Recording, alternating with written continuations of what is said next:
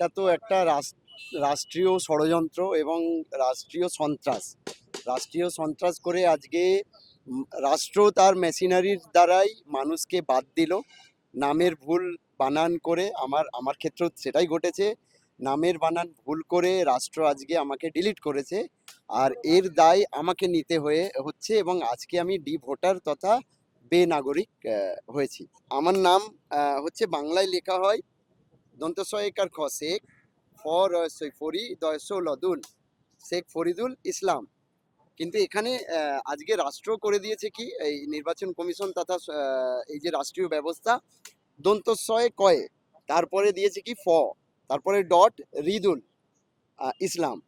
আর এইখানে যে মায়ের নামটা দেখতে পাচ্ছেন, যখন এনুমারেশন ফর্ম এসেছিল এখানে পিতার নাম লেখা ছিল, এবং পিতার নামের জায়গায় ছিল আমার মায়ের নাম, সেটাও ভুল ছিল। মায়ের নাম ফিরোজা বেগম, সেখানে লেখা ছিল ফিরোজ শেখ। এখন আমার বাবার নাম হচ্ছে শেখ সাইফুল ইসলাম, সেখানে মায়ের নাম সেই জায়গায় করে দিয়েছে দন্তস্বয়ে কয়ে, দন্তস্বয়ে জফালা একার, ফয়সৌ ল, সৈফ এসক সৈফুল ইসলাম, এইভাবে বানানগুলো ভুল করেছে। এবং এইটা যে আজকে আন্ডার অ্যাডজুডিকেশন থেকে যারা ডিলিটেড হয়েছে প্রায়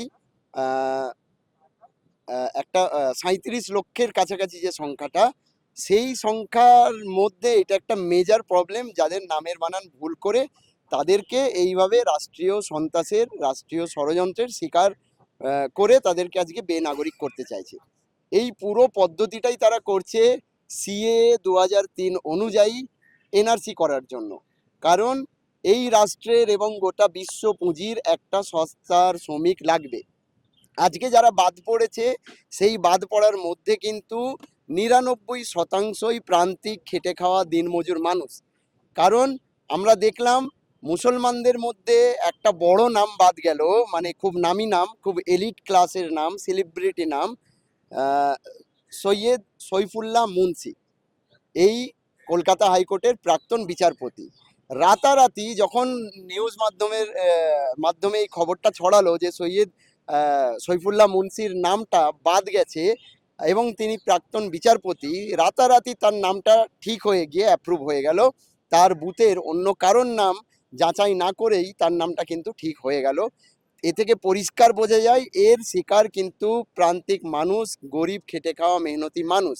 তাদেরকে বেনাগরিক বানিয়ে সস্তার শ্রমিক বানানোই এদের উদ্দেশ্য। সিএ এনআরসি 2003-তে যে সিএ পাস করিয়েছিল, যার মাধ্যমে এনআরসি, তার উদ্দেশ্যও এটা, এবং আজকে এসআইআরেরও উদ্দেশ্যই এটা।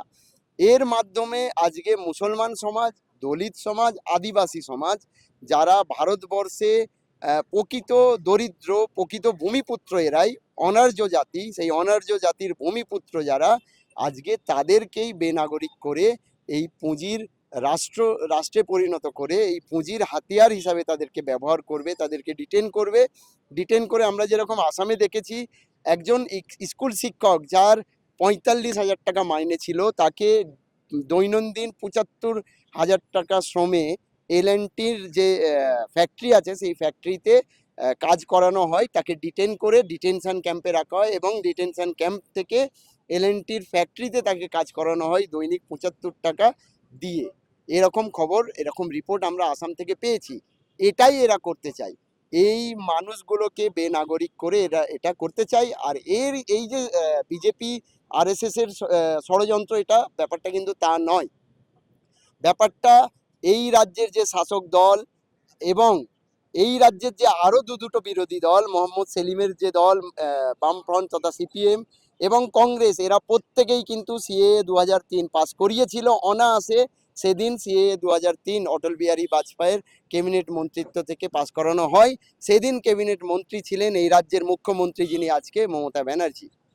তারা প্রত্যেকে কিন্তু সিএ 2003 পাস করায়। সেই সিএ 2003 যারা পাস করিয়েছে, তারা সুকৌশলে মানুষকে বাদ দেওয়ার জন্য, এনআরসি করার জন্য এসআইআর করে চুকেছে, তাই তারা আজকে চুপ।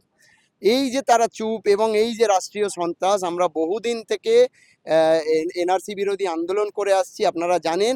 আজকে পাক সার্কাসে 36 দিনে পদার্পণ করলো, আমরা পাক সার্কাসে ধর্না চালিয়ে যাচ্ছি 36 দিন। সিএ এনআরসি আন্দোলনের সময় 2019-20 সাল থেকেও আমরা 3 মাসের অধিক সময় আমরা সেখানে ধর্না করেছিলাম। সেই সময় লকডাউন হওয়ার পরে সরকার পিছিয়ে যায়, এই রাষ্ট্রীয় ব্যবস্থা পিছিয়ে যায়। আজকে কিন্তু এরা আবার এদের এদের ওই শয়তানির চোখ নাক নোখ বার করে এরা কিন্তু আবার মানুষকে গ্রাস করতে শুরু করেছে। ইতিমধ্যে 200 জনেরও বেশি মানুষ শহীদ হয়েছে, বলি হয়েছে এই এসআইআরের।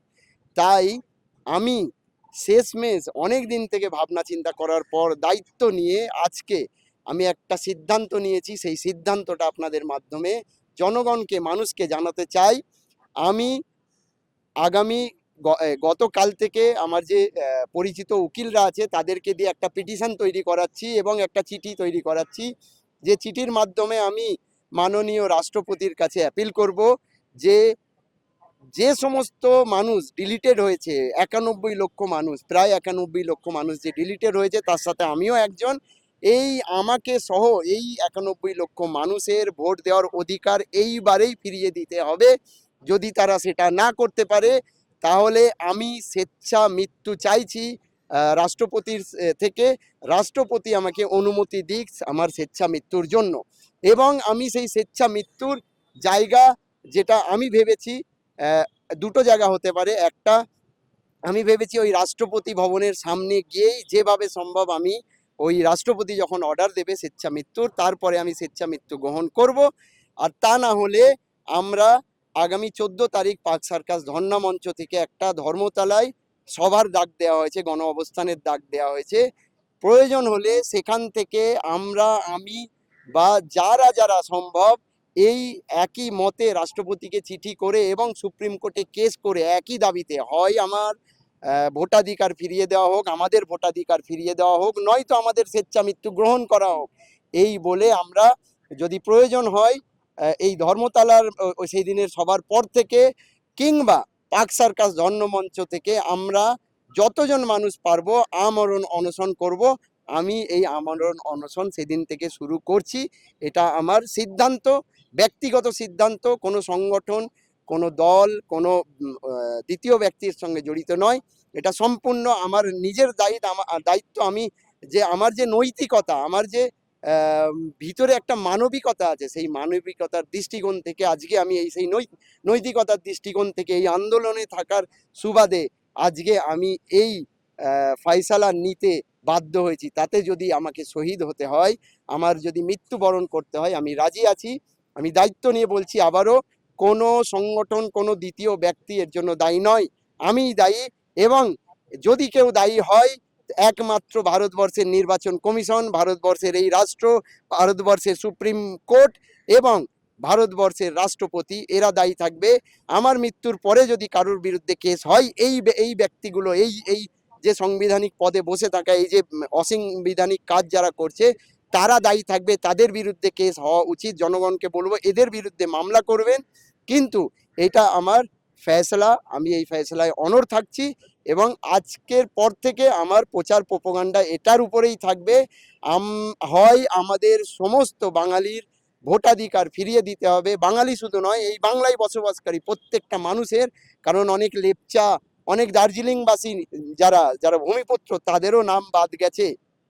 অনেক মানুষ যারা হিন্দি ভাষী, তারাও কিন্তু এই রাজ্যে দীর্ঘদিন ধরে আছে, আজকে তারাও বাংলার বাসিন্দা, তারাও বাদ গেছে।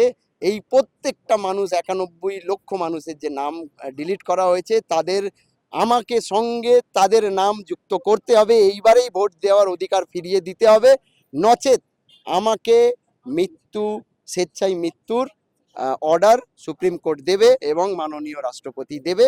তারপরে আমি মৃত্যুবরণ করব এবং এই রাষ্ট্রীয় সন্ত্রাসকে উলঙ্গ করে ছাড়ব। এই বলেই আমার আপনাদের সামনে নিবেদন আমি রাখলাম। বন্দে ইনকলাব জিন্দাবাদ।